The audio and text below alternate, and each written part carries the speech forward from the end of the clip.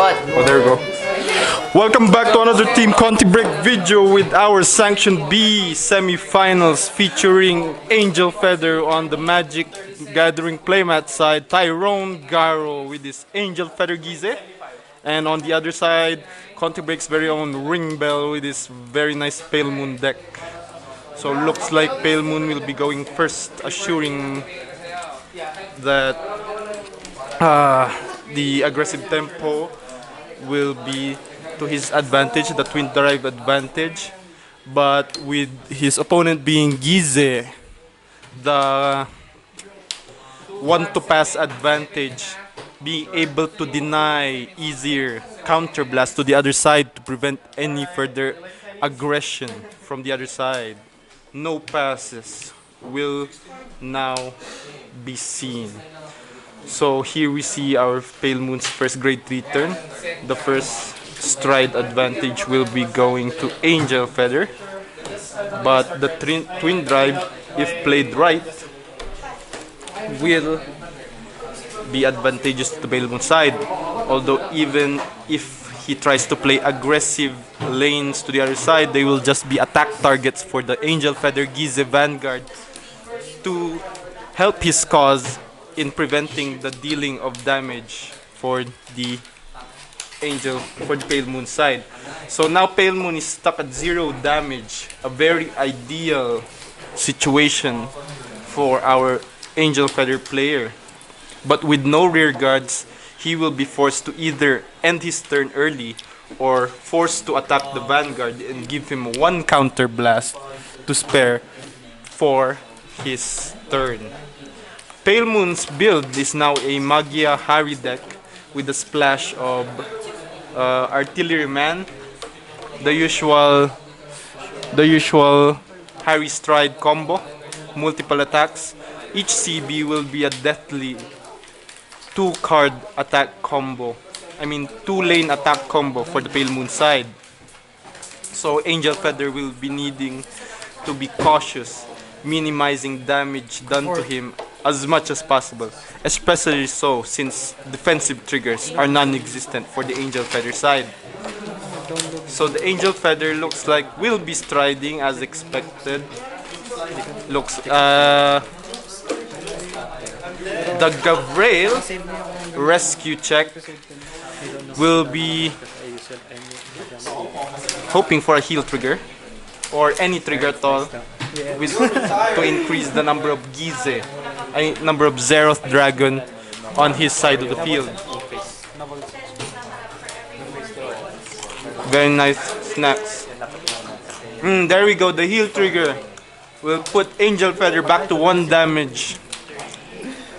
Very nice defensive advantage, damage advantage for the Angel Feather side. Sooner or later though, Angel Feather Honoli is played. Looks like that Honoli will be 2 Honolis. Just bolster Angel Feather's defenses. 1 trigger puts him at 4 Zeroth. Final Zeroth is placed on the bind zone. 1 damage for the Pale Moon player. 5 damage, if no heals are present, will ensure the victory for Angel Feather. Looks like this will be Pale Moon's final turn before he will be taking that 5 damage next turn. A heal trigger though will counter and make him live another turn. So very obviously Pale Moon will not be ending it this turn. One thing though that can save him from his tragedy he is now is a heal trigger for next turn. A heal trigger will not only save him from the eventual 6 damage, but also give him 5 damage needed for his succession of attacks. So that first Harri Stride, 1 Axle marker, still a Harri Vanguard. Does he have the elemental Bobos? Doesn't look like it from this side. He will be after surviving next turn. He will still be needing to answer those punishing Honolis on the back row. One card that can help him in this endeavor is Peekaboo. Peekaboo, when placed back to the soul, will let him choose one of his opponent's rear guards and put it and retire it or put it to the soul. Put to soul. So how much will one counter blast push Angel Feather Gyze? So that's the first damage. Heal is good once more. No damage is dealt, only one counter charge for Angel Feather. No power yet for our Angel Feather user because of the Gyze ability, of course. Draw trigger. Draw trigger. Just adds more hand to his side of the field. Harri Vanguard will finally attack.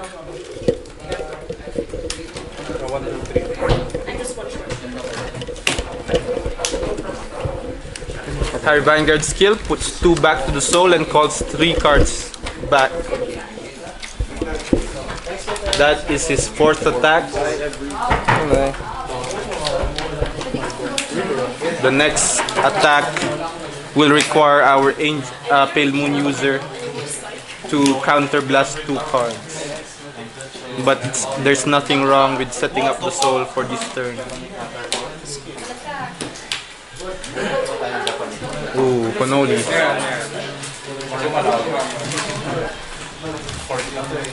Very bad situation Pale Moon is in right now with that heal trigger and draw trigger. Just ensuring Angel Feather's safety for the following turns. Sentinel is placed over. Triple Drive will reveal 1 stand trigger, but 1 stand trigger will not increase the number of attacks Pale Moon already has right now. With that being the 4th attack, oh no, that's the 4th attack. 5th attack. With that being the 5th attack, that will be our final. That will be the final attack for this turn. Angel Feather is still in a very safe corner of the game. 2 Honolis on the back row, just preventing any aggression, multi-attack aggression from the other side. Heal trigger and draw trigger also helped him bolster his hands. 30k Gyze will also. Oh, Metatron heals 1 more damage. Looks like this game is already over. No amount of powering can save what's in store for Pale Moon. With Gyze at a 30k base and the succeeding attacks of Pale Moon being at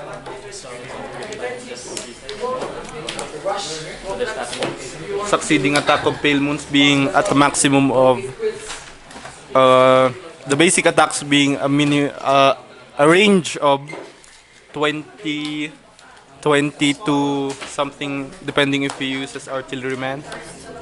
Only the artilleryman can really ensure a lot of damage, high enough power to reach the Gyze. On the bright side though, the Honolis are gone, and Pale Moon can now freely attack any number of times he wants to.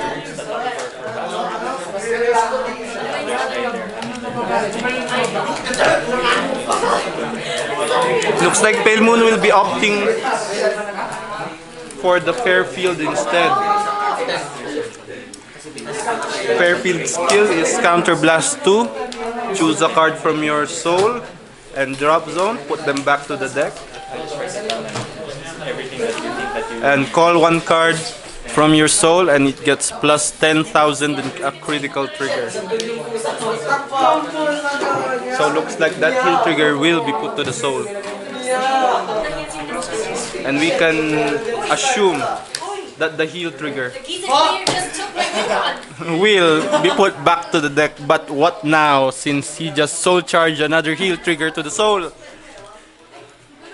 The chances of healing are getting slimmer by the moment for our Pale Moon user.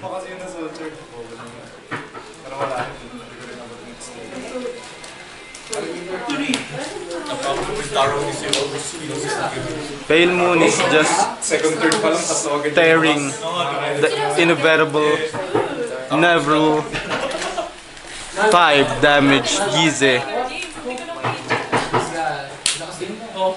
Pale Moon, I mean Angel Feather is now smirking at his opponent, trying to insult him. Looks like he doesn't even care about the game anymore. He knows that there's nothing Pale Moon can do. There's nothing Pale Moon can do to save the game right now, to save the state of the game for the Angel, for the Pale Moon side. Is it even recorded?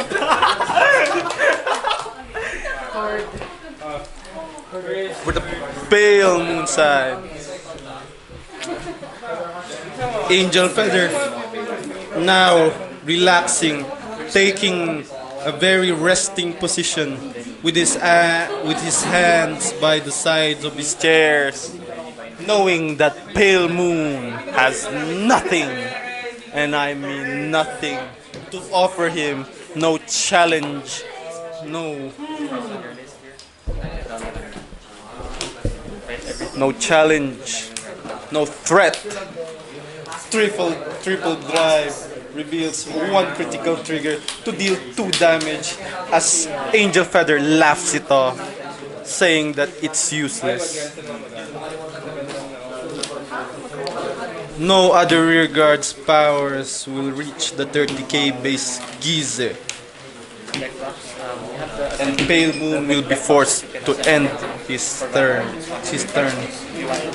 Deals 5 damage. Angel Feather flipping off his Pale Moon opponent, dealing 1 more damage. Just laughs him off, tells him to get out of his face, for he is not the challenge to his throne. This is Team ContiBreak. Thank you for witnessing this very one-sided match. See you again on our next episode. Kirby Foggy